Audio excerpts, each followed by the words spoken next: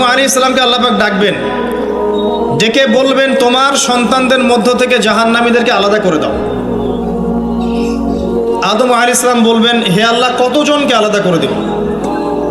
আল্লাহ রাব্বুল আলামিন বলবেন, প্রতি হাজারে 999 জনকে জাহান্নামের জন্য আলাদা করে দাও। বলেন ইন্না লিল্লাহ ওয়া ইন্না ইলাইহি রাজিউন। প্রতি হাজারে 999 জনকে জাহান্নামের জন্য আলাদা করে দাও। আপনি গাণিতিকভাবে এটাকে ব্যাখ্যা করতে যায়েন না, এখানে বোঝানো হচ্ছে মেজরিটি, অর্থাৎ বেশিরভাগ মানুষ জাহান্নামে যাচ্ছে, কোনো সন্দেহ নাই।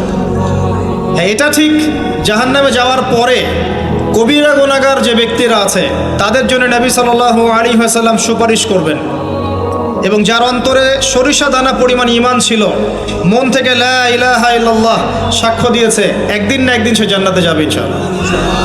কিন্তু আমরা কি চাইবো জাহান্নামের শাস্তি ভোগ করে জান্নাতে যেতে?